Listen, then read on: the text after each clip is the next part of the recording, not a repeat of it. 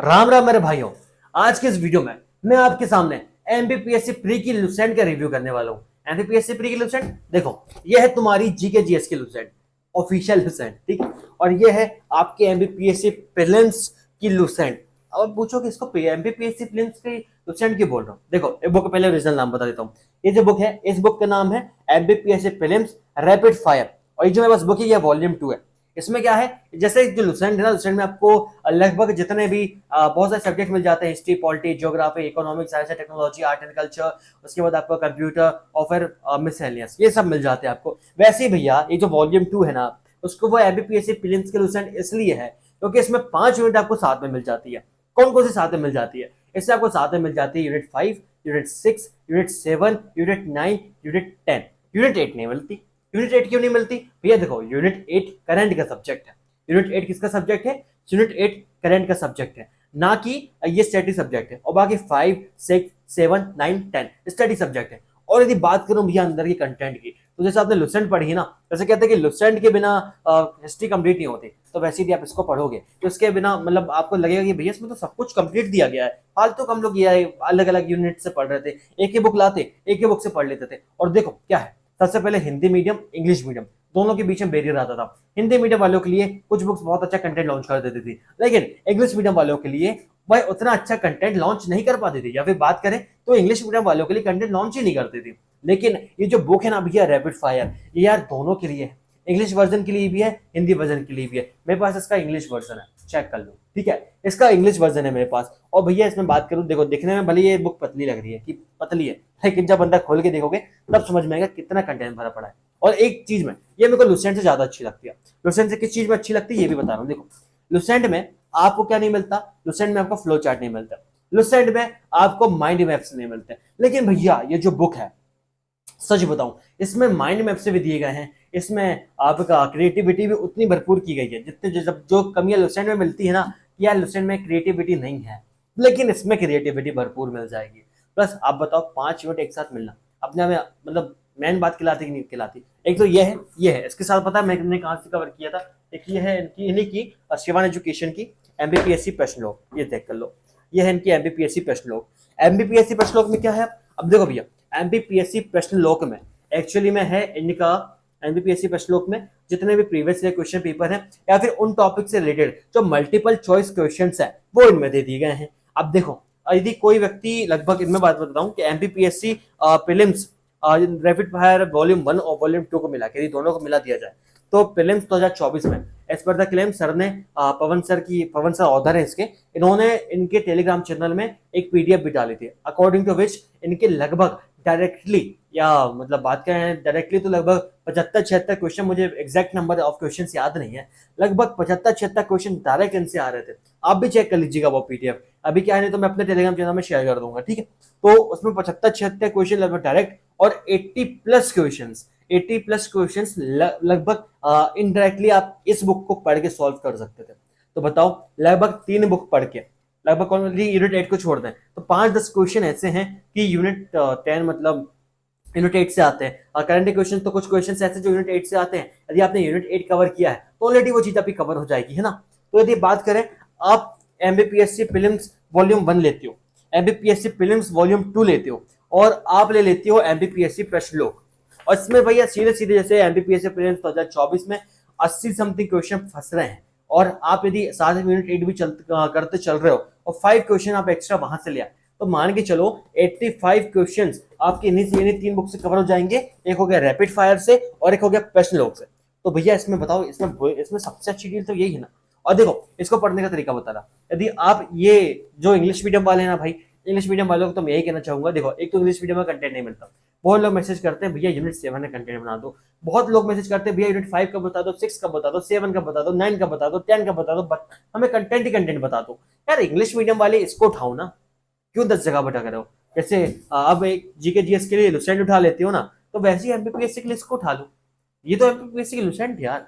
और लेकिन लुसेंट में वो क्रिएटिविटी देखने को नहीं मिलेगी, जहां पे भरपूर क्रिएटिविटी देखने को मिलेगी। यदि यकीन ना होना तो देखो, कुछ नहीं करना। यदि आपको लग रहा है मैं झूठ बोल रहा हूँ, आप जाना आपकी जो लोकल बुक स्टोर है ना, जो भी आपने पढ़ा यूनिट 7 में आपने जो पढ़ा है ना, उसको पढ़िएगा एक बार, और जाने के बाद आप पूछिए कि भैया मेरे को रैपिड फायर बस 2 मिनट के लिए दिखा दो। बस पलटा के आप हेडिंग सब हेडिंग हेडिंग सब हेडिंग देख के चेक कर लेना और बताना कि भैया ये जो बुक है इस बुक में कंटेंट में कमी है कि नहीं है। क्योंकि मुझे तो भैया इस बुक में बहुत ही अच्छा डेटा दिया गया है। और देखो बुक भले दिखने पतली है, आज आपको इसके फॉन्ट दिखाता हूँ, ठीक, एज कम्पेयर टू ये देखो, पास में देखो फॉन्ट देख रहे हो, फॉन्ट साइज, ये है इनकी फॉन्ट साइज है ना, फॉन्ट साइज ये है इसकी आपकी रैपिड फायर की, और ये है आपकी लुसेंट की फॉन्ट साइज। किसकी बड़ी है ना, किसकी बड़ी है भैया font size, font size Lucent की यहाँ पे बड़ी देखने को मिलेगी आपको एज कम्पेयर टू इनके। देखो अब इसमें क्या है, जब फॉन्ट साइज बड़ा है, इससे फॉन्ट साइज बड़ा है तो डेटा कम आएगा, इसमें फॉन्ट साइज छोटा है तो डेटा ज्यादा आएगा। तो एक तरीके से इन्होंने क्या किया, और ऐसा नहीं लगता कि, क्योंकि जो फैक्ट्स है, मतलब आपको सच बताऊं, जो प्रिलिम्स डिपेंड्स ऑन फैक्ट्स, यदि आपके प्रिलिम्स में फैक्ट में कमांड है तो प्रिलिम्स निकल सकता है, और वहीं पे मेंस में यदि आपके आंसर राइटिंग में कमांड है तो आपका मेंस निकलेगा।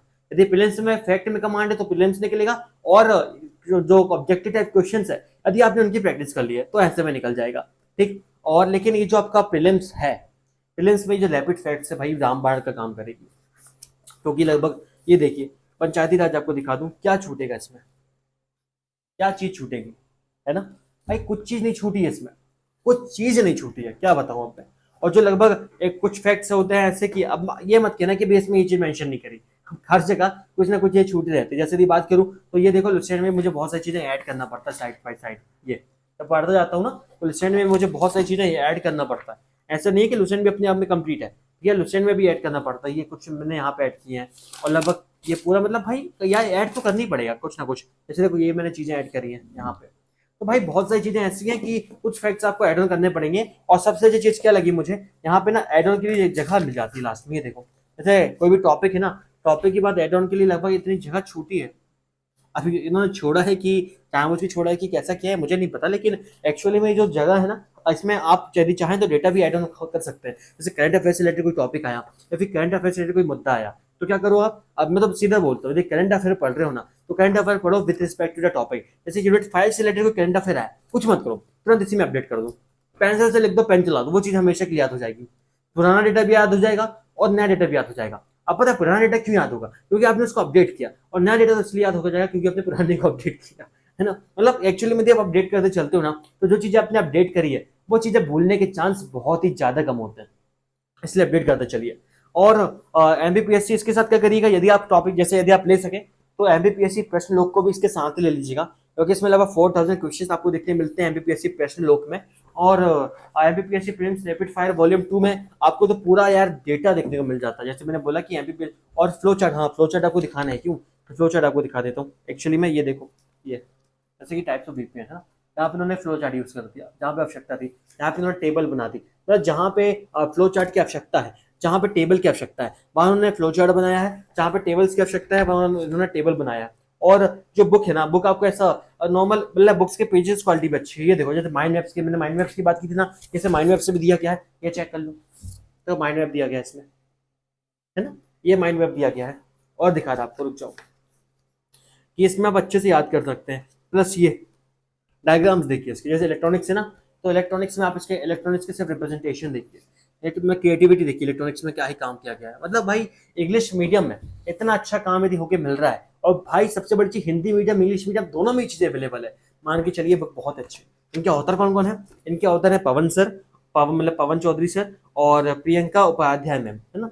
और ये पूरा एमबीपीएस प्रीलिम्स 2024 के सिलेबस के हिसाब से डिजाइन की गई है, 2025 में भी यही काम में आने वाली है, और बता रहा हूँ 2025 के लिए इनको उठा लो, इंग्लिश मीडियम वाले आप ले लीजिए, क्योंकि आप आपके पास वैसे भी फाइव वाला जो मटेरियल है मटेरियल कम मिलता है, तो यदि आप इसको ले लेंगे तो मेरे हिसाब से काम तो भी अच्छे से होने वाला है। और देखो मेरी बात मत मानना, मेरी बात मान के सीधे परचेस मत कर लेना, आप पहले जाए ना बुक डिपो या फिर इनके जो डेमोस है आप डेमो देख लो, और मेरे पास यदि डेमो होंगे, डेमो फाइल यदि मुझे मिलते तो कि डेमो फाइल भी मैं अपने चैनल में अपडेट कर दूंगा।